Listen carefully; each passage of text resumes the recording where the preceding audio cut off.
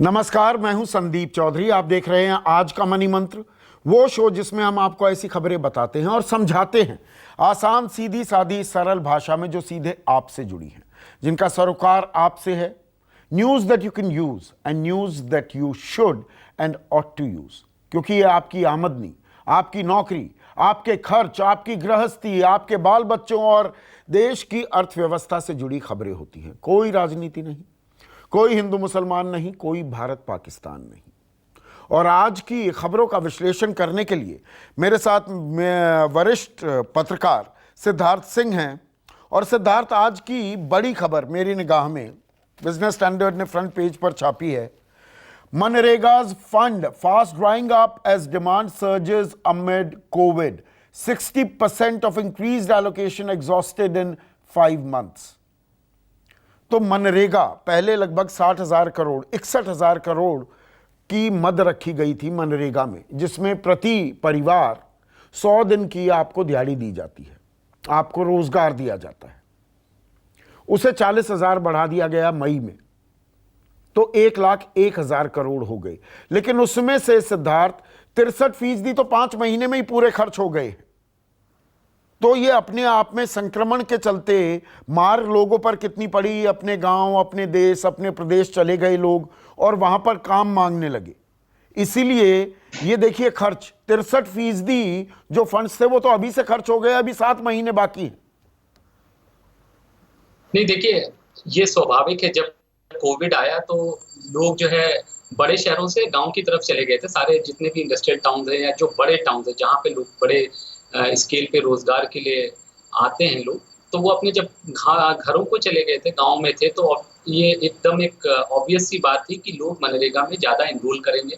और उस समय इसीलिए सरकार ने भी तुरंत बजट इसलिए बढ़ाया था क्योंकि उनको इस बात का अंदेशा था और यही एक सहारा था उस समय उन गरीब लोगों का जिनके जो शहरों से पलायन किया था, या शहरों से पलायन नहीं बल्कि अपने घर चले गए थे कोविड के प्रकोप के डर से। तो इसी वजह से मुझे लगता है ये जो आप कह रहे हैं कि ऑलरेडी जो बजट का जो 1 लाख करोड़ जो एलोकेटेड है इस साल मनरेगा के लिए, 60,000 करोड़ तकरीबन ओरिजिनली बजट में दिया हुआ था। उसके बाद 40,000 करोड़ का इजाफा सरकार ने किया जब आत्मनिर्भर के पैकेज अनाउंस किए थे कोविड-19 के बाद। तो मुझे लगता है, लेकिन अब जैसे जैसे हम अनलॉक हो रहे हैं तो मुझे लगता है जो मनरेगा पे प्रेशर है वो भी अपने आप जो है कम होगा धीरे धीरे। और मुझे लगता है आने वाले दिनों में और कम होगा। और सरकार एक बात के लिए बड़ा क्लियर है, अगर जरूरत पड़ेगी तो मनरेगा में और पैसा देगी। नहीं, पर यहाँ पर देखिए, एक दिलचस्प, मैं कुछ और आंकड़े आपको यहाँ दे दूँ और दर्शकों को भी ये समझ में आने चाहिए। बिहार में जो टोटल एलोकेटेड फंड्स थे, मतलब प्रावधान था 4,149 करोड़ का, 4,373 करोड़ तो खर्च हो चुके हैं, यानी कि 224 करोड़ रुपए अभी और चाहिए उन्हें, और अभी 7 महीने बाकी हैं। छत्तीसगढ़ का तो सबसे बुरा हाल है। 2,633 करोड़ रुपए का फंड था, 5,804 करोड़ रुपए मनरेगा पर उन्होंने पहले से ही खर्च कर दिए हैं। अभी से शॉर्टफॉल 5 महीने में ही 3,171 करोड़ का है। यही हाल तमिलनाडु का है। यूपी में 94 करोड़ रुपए और ज्यादा खर्च हो चुके हैं। उड़ीसा में भी यही हाल है। तो इन प्रदेशों में क्या होगा, अब मद बढ़ेगी भी, अभी उसमें भी वक्त लगता है। ये अभी मनरेगा में जॉब्स दे ही नहीं पाएंगे। नहीं, मुझे लगता है जो आगामी सत्र है संसद का, तो उसी में सरकार सप्लीमेंट्री डिमांड फॉर ग्रांट्स ला रही है। तो जो वो एडिशनल एलोकेशन है, क्योंकि अभी तो आपने केवल संसद से जो है 60,000 करोड़ तक की जो है सैंक्शन दी हुई थी बजट के माध्यम से। तो अब जो है जो एक्स्ट्रा एलोकेशन है 40,000 करोड़ का, उसके लिए भी सरकार जो है संसद की जो है अनुमति लेके और इन पैसों को त्वरित गति से मुझे लगता है स्टेट्स को दे दिया जाएगा। और मुझे नहीं लगता, जीएसटी के पैसे मिल नहीं रहे सिद्धार्थ, अभी ये पैसे आप देने की बात कर रहे हैं। पैसों से ही जुड़ी एक और खबर है, तो एक ही सवाल हो जाएगा तीनों खबरों पर। टाइम्स ऑफ इंडिया ने फ्रंट पेज पर छापा है। कल की ये फ्रंट पेज की खबर थी। कल हम आज का मनी मंत्र नहीं कर पाए थे, चीन के साथ तनाव बढ़ा हुआ था, तो मैं स्टूडियो में दूसरी खबरों में लगा हुआ था। खबर क्या है, ईपीएफओ ट्राइंग टू पे एट वन गो। जिन दर्शकों को इस खबर के बारे में जानकारी नहीं, वो मैं आपको बता दूं। ईपीएफओ में एम्प्लॉय प्रोविडेंट फंड जो है, जिसमें आप अगर सरकारी नौकरी या प्राइवेट नौकरी में भी काम करते हैं, पीएफ में आपका पैसा जाता है, उसमें सरकार आपको ब्याज देती है। वो ब्याज 8.5%। दिया जाना था। सरकार अब ये कह रही है कि देखिए 8.5% नहीं दे पाएंगे, हम 8.15% आपको दे पाएंगे और बाकी जो 0.35% है वो देखेंगे, क्योंकि हमारा बड़ा पैसा शेयर बाजार में लगा हुआ है, अभी उसमें से निकालना होगा। अब उसकी मरम्मत करती दिख रही है सरकार की, नहीं 8.5% दे देंगे। ये भी बहुत कम है और सालों की तुलना में। और 8.15% हो जाता सिद्धार्थ, तो 77-78 के ज़माने में हम चले जाते।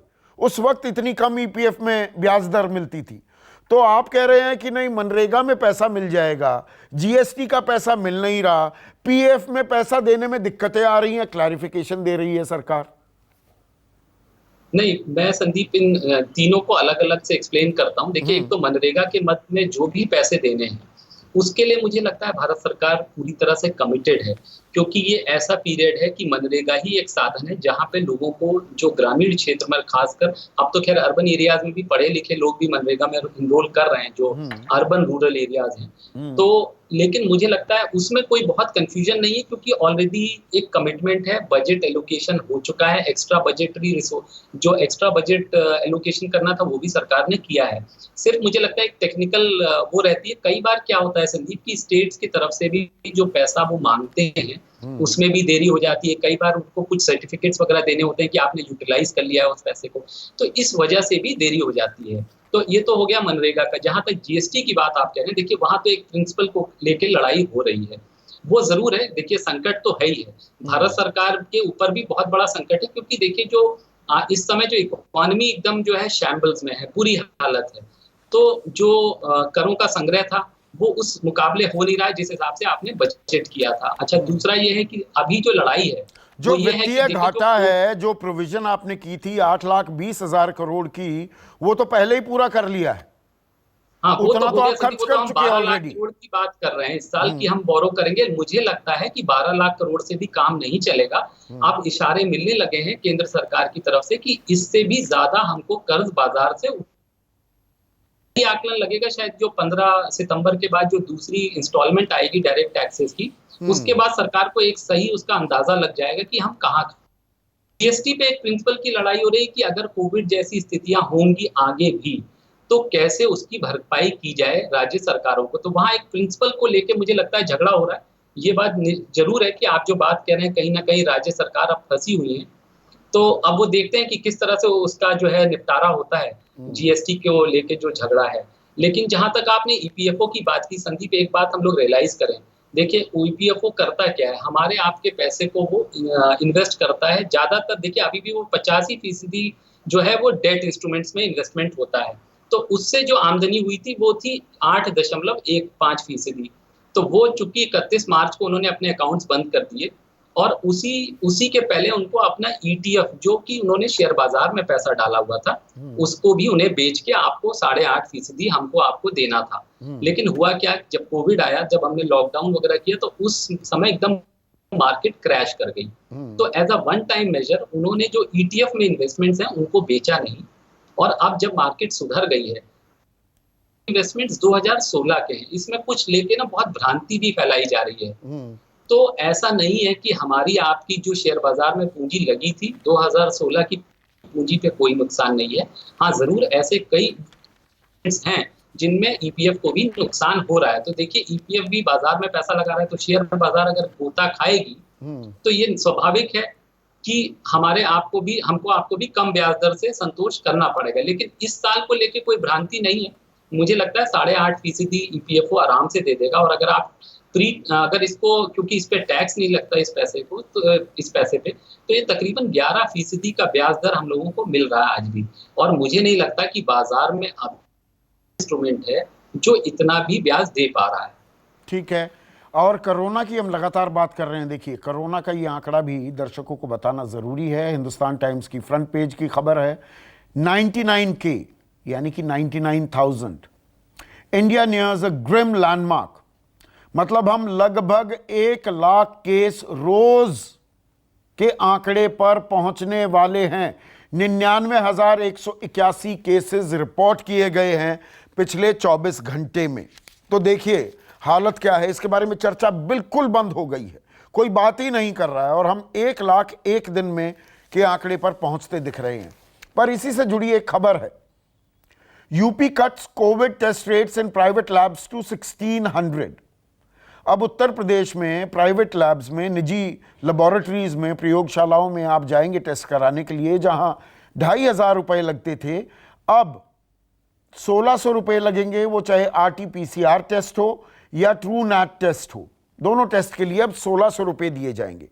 पर यह दरअसल अखिल भारतीय स्तर पर करने की जरूरत है, हमें और टेस्टिंग की जरूरत है। सिद्धार्थ, ये जो आंकड़ा है ये बहुत खतरनाक है, 99,000 हम पहुंच गए हैं रोजाना की फिगर में।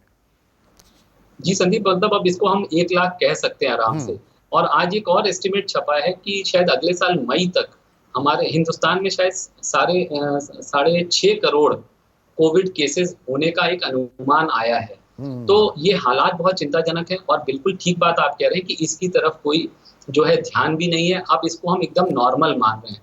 ये माना जा रहा है कि भाई अब कोविड के साथ ही आपको जीना है। शायद मुझे लगता है इन बात अगर ऐसा ही करना था तो कहीं ना कहीं हमारी स्ट्रैटेजी में भी जरूर फॉल्ट हुआ। शायद शुरू में हमने बहुत हवा क्रिएट कर दिया और एकदम से जो इकोनॉमी अनलॉक हो गई तो उसके जो नुकसान हुए, साथ में चलिए अगर एक सरकार, उत्तर प्रदेश सरकार ने ये कदम उठाया तो मुझे लगता है बहुत ही सराहनीय है।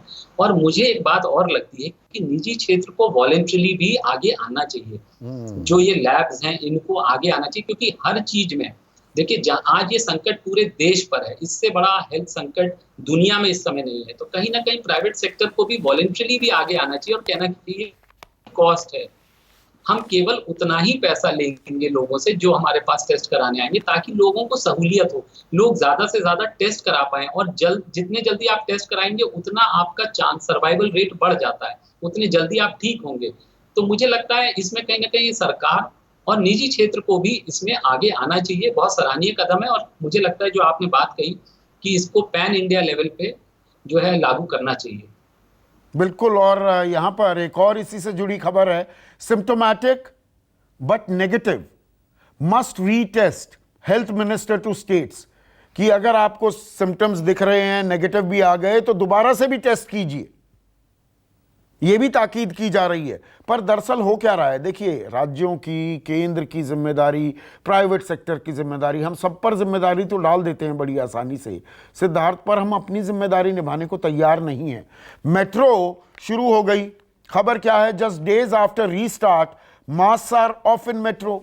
अब मेट्रो में जा रहे हैं और मास्क नहीं लगा रहे हैं, मतलब बेपरवाह, लापरवाही की हद है। और एक तरह से गुंडई भी है, कोई दूसरा कह भी दे कि भैया मास्क लगा दो, अरे तुझे क्या है, तो लड़ने को भी तैयार हैं लोग।